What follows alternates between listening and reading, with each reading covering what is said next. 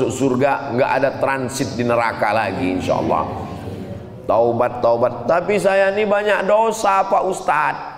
Loh, yang nggak punya dosa itu siapa? Semua orang punya dosa.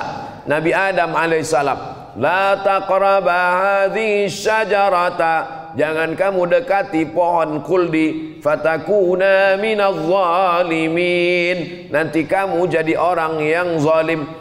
Fa'azallahuma syaitan, digoda oleh syaitan, lalu silap dan salah, tapi kemudian dia bertobat. Doa yang paling tua doa Nabi Adam, Rabbana zalamna anfusana wa illam taghfir lana wa tarhamna lanakunanna minal khasirin. Yang penting bertaubat. Ma min muslimin yuznibu dzamban, ada yang silap-kilap salah, summa yatatahhar, mandi. Setelah mandi, summa yusalli rak'ataini, usalli sunnatat taubat raka'ataini lillahi ta'ala, summa yastaghfirullah, setelah itu istighfar minta ampun kepada Allah, astaghfirullah astaghfirullah astaghfirullah astaghfirullah. Masa dosanya banyak istighfarnya pendek Pak Ustaz? Panjang. Astaghfirullahaladzim alladzi la ilaha illa huwal hayyul qayyum wa atubu ilaih. Masa dosanya puluhan tahun istighfarnya cuma 5 detik Ustaz? Yang paling panjang, Allahumma anta rabbi la ilaha illa anta khalaqtani wa ana abduka wa ana ala ahdika wa wa'dika mastata'tu a'udzubika min syarri ma sana'tu abu'u laka bi ni'matika alayya wa abu'u bi dzambi faghfirli fa innahu la yaghfiru dzunuba illa anta. Nabi beristighfar sehari semalam, wallahi demi Allah, inilah astaghfiru ila rabbi wa atubu ilaih, aku beristighfar kepada Allah mi'ata marrah, 100 kali sehari semalam. Nabi yang enggak berdosa, yang maksum, 100 kali. Kita selesai sholat, kanan kiri langsung buka handphone, salam kanan kiri langsung ambil remote, karena kebetulan sholatnya pas sedang iklan, namanya sholat iklan. Na'udzubillah, kita ini banyak silap, banyak dosa. Doakan supaya Ustadz Somad diampuni Allah dosa-dosanya. Mungkin istighfar saya tidak diterima Allah karena saya ujub, karena saya orangnya riya, karena sum'ah. Tapi doa jamaah mendoakan. Ada orang begitu Pak Ustadz? Iya. Nanti kalau dia datang ke sini, kamu minta ampunkan dosa pada Allah melalui mulut dia, kata Nabi. Padahal orang ini bukan sahabat Nabi. Sahabat Nabi heran, kami sahabat Nabi, hidup dengan Nabi, makan dengan Nabi, perang dengan Nabi, tidur dengan Nabi, kenapa minta ampun dengan dia? Karena doa dia lebih makbul daripada kamu. Setelah Nabi meninggal, orang itu datang, kampungnya di Yaman, namanya Uwais Al-Qarni. Ternyata Uwais Al-Qarni doanya makbul. Dia tidak jumpa dengan Nabi karena dia menjaga ibunya. Setelah ibunya meninggal baru dia datang bertemu dengan para sahabat, dan sahabat minta doakan, wahai Uwais, doakan pada Allah supaya Allah mengampuni dosa saya. Banyak jamaah ketemu bawa anak, ya Ustadz doakan anak saya anak soleh, ya Ustadz doakan supaya saya husnul khatimah. Banyak sekali, tapi lebih banyak lagi, ya Ustadz bisa foto nggak Pak Ustadz? Saudara yang dimuliakan Allah, a'udzubillahi minasyaitonirrajim. Wa ma khalaqatul jinna, tidaklah aku ciptakan jin, wal insa, dan manusia, tujuannya cuma satu, illa liya'budun, hanya untuk beribadah. Kalau manusia diciptakan untuk beribadah, lalu yang menggarap tanah mau ditanami padi, siapa yang nanam padi? Kalau padi tidak tumbuh, lalu bagaimana kita bisa makan? Kalau tidak ada yang buka rumah makan, restoran, bagaimana kita bisa sarapan? Jadi semuanya beribadah, hanya sholat, hanya puasa. Jadi orang banyak salah paham, dia anggap ibadah itu hanya ritual, tegak, ruku, sujud, tasyahud, salam. Maka dalam Islam diajarkan semua gerak kita adalah ibadah. Makan itu pun ibadah. Kalau disebut nama Allah, maka makan menjadi ibadah.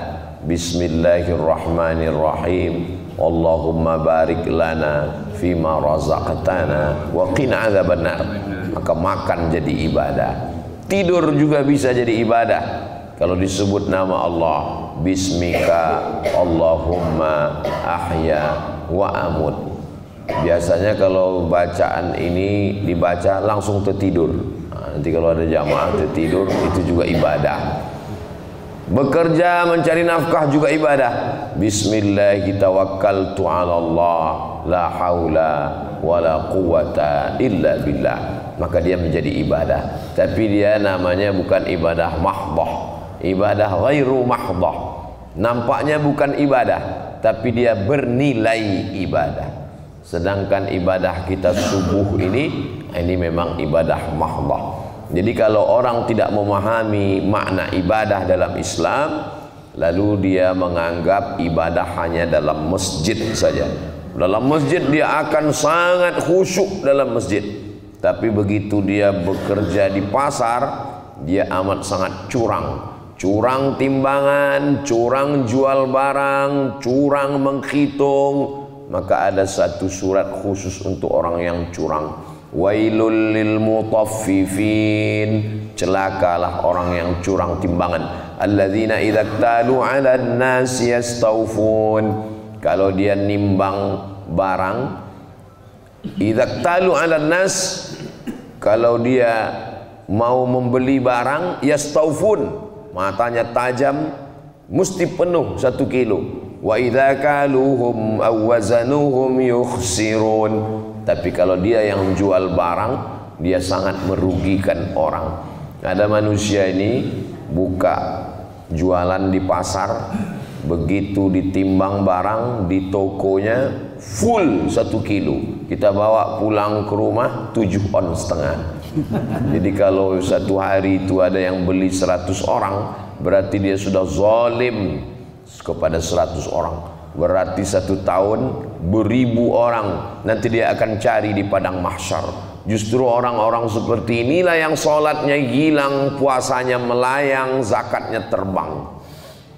Ya'ti yaumal qiyamati, ada manusia yang datang pada hari kiamat bisolatin, sholatnya banyak, subuh, zuhur, asar, maghrib, isya, qabliyah, ba'diyah, tahajud, witir, awabin, isyraq, duha, tarawih, Idul Fitri, Idul Adha, banyak sekali ibadahnya. Wa zakatin, zakat, wakaf, infak, sedekah.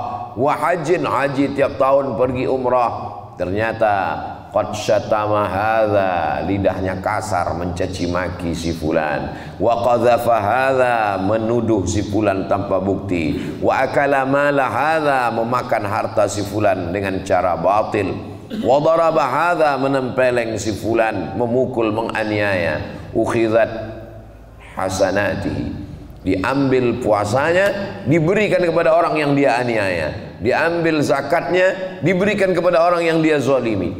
Faniyat hasanatuhu walam yuqda alaih, amal puasanya hilang, pahala zakatnya terbang, zikir-zikirnya melayang, sementara yang menuntut, yang ngantri masih banyak. Ukhidat khotoyahum, diambil dosa mereka, dosa orang yang pernah dia zolimi, dosa orang yang pernah dia aniaya, diambil, turihat ilaih, dicampakkan kepada dia, summa turiha finnar, lalu dia dimasukkan, dilemparkan ke dalam api neraka. Inilah orang yang masuk neraka bukan karena berzina, masuk neraka bukan karena minum khamar, tapi masuk neraka karena perbuatan zalim dan aniaya. Makanya kata Nabi, ittaquz zulma, jangan aniaya orang. Fa inna zulma zulumatun yaumal qiyamah, karena sesungguhnya perbuatan zalim, aniaya, menyakiti orang, itu akan menjadi kegelapan pada hari kiamat. Mudah-mudahan semua sholat, zikir, baca Quran kita ini tidak sampai diambil orang yang kita aniaya, insyaallah. Dan semoga pula dosa orang yang kita aniaya itu jangan sampai berpindah kepada kita, insyaallah. Itu maka hubungan hablum minallah dan hablum minan nasnya baik. Kalau sholat dia 5 waktu di masjid, insyaallah dia tidak ada dosa aniaya sama orang. Assalamualaikum warahmatullahi, assalamualaikum warahmatullahi, atau langsung salaman, atau setelah zikir, setelah pengajian dia bersalaman, bersih. Seandainya ada orang buat rumah di pinggir sungai, ya Rasulullah, Lalu dia mandi 1 hari 5 kali, subuh, zuhur, asar, maghrib, isya. Ya, apakah masih ada tersisa noda di tubuhnya? Kata sahabat, tidak ada. Begitulah orang yang menghadap Allah, hablum minallahnya bersih, hablum minan nasnya juga bersih. Ustaz Abdul Somad kan banyak tausiah, banyak pahala. Justru mungkin sayalah yang paling banyak zalim aniaya. Tadi malam yang hadir tabligh akbar itu berapa ribu orang. Kalau sampai saya menganiaya gara-gara saya tausiah, berapa banyak orang yang sendalnya hilang. Gara-gara tausiah berapa yang helmnya hilang. Gara-gara tausiah berapa yang kakinya terinjak yang mau salaman. Berapa yang sempat tersinggung sakit hati, dia senyum ke Ustaz Somad, Ustaz Somad nggak ngelihat, nggak terbalas. Makanya biasanya selalu saya katakan, apakah Bapak Ibu para alim, para ulama, para habaib memaafkan segala silap salah Ustaz Abdul Somad? Mau, sudah selesai. Jangan sampai kita minta di hadapan Allah, karena kita belum tentu bisa berjumpa dengan mereka, berkumpul semuanya di padang mahsyar. Inilah ibadah. Islam ini sangat halus sekali. Memahami ibadah itu bukan hanya sekedar action. Salat itu action, melakukan sesuatu. Puasa itu melakukan sesuatu. Baca Quran itu melakukan sesuatu. Berzikir itu melakukan sesuatu. Zakat, wakaf, infak, sedekah itu melakukan sesuatu. Tapi ada satu ibadah, tidak melakukan apa-apa pun ibadah. Apa dia? Menahan diri dari aniaya, tidak menzolimi orang, tidak memakan harta orang. Jadi kalau ada orang 1 hari cuma di rumah, hari Ahad, hari libur nggak pergi kemana-mana, di rumah makan, sholat, makan, tidur, itu juga ibadah. Ibadahnya apa?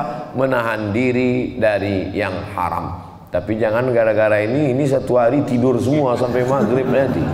Pas ditanya istrinya, kamu biasanya hari libur, hari Ahad jalan sana kemari semangat, kenapa kamu hari ini cuma tidur? Kata Ustaz Somad, tidur juga ibadah, karena menahan diri dari perbuatan maksiat. Memang betul Ustaz Somad, kalau saya di rumah tidur, mata terpejam, tidak melihat yang haram, lidah saya tidak ngomong macam-macam, tangan saya tidak berbuat zalim dan aniaya. Jadi yang paling penting itu adalah beribadah, karena kita fahami hembusan napas, detak jantung, bisikan telinga, kedipan mata, hayunan tangan, langkah kaki, aliran darah, semuanya akan dihisab di hadapan Allah. Maka hari itu disebut dengan yaumul hisab. Hisab artinya perhitungan. Makanya kita selalu berdoa, dalam agama kita selamat, salamatan fid din, badannya sehat, wa'afiatan fil jasad, ilmunya bertambah, wa ziyadatan fil ilmi, rezekinya barakah, wa barakatan fil rizqi, dosanya banyak, minta taubat sebelum mati, wa taubatan qablal maut, supaya waktu mati dapat rahmat, wa rahmatan indal maut, supaya semua dosanya diampuni, wa maghfiratan ba'dal maut, supaya waktu sakratul mautnya ringan, wa hawwin alaina fi sakaratil maut, selamat dari api neraka, wan najata minan nar, dan ketika amalnya dihisab, dihitung, wal afwa indal hisab. Ada satu orang Bani Israel, umurnya ratusan tahun, malamnya tahajud, zikir, ibadah, siangnya jihad fisabilillah. Setelah mati dihisab, amalnya banyak, kata Allah masukkan ke surga. Sampai masuk di surga terlintas di hatinya, aku masuk surga karena amalku yang ratusan tahun.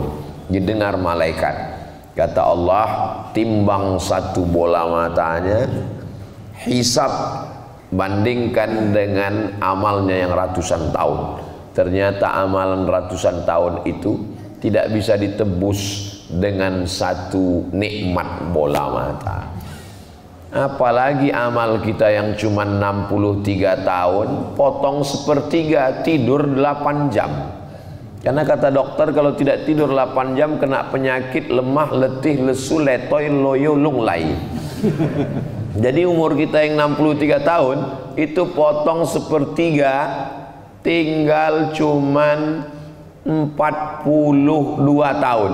Yang 42 tahun itu potong lagi kerja, cari nafkah, ngobrol, warung kopi, tinggal lagi 8 jam. Yang 8 jam itu pun diambil oleh Facebook, Instagram, YouTube.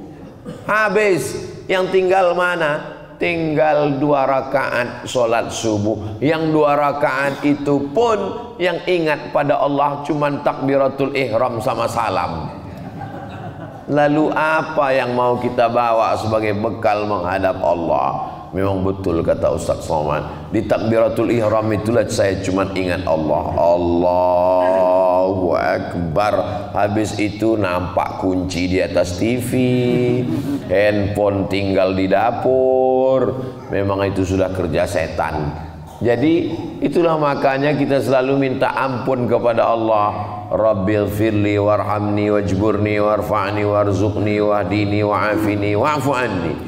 Itulah mengapa selesai sholat, Assalamualaikum warahmatullahi wabarakatuh.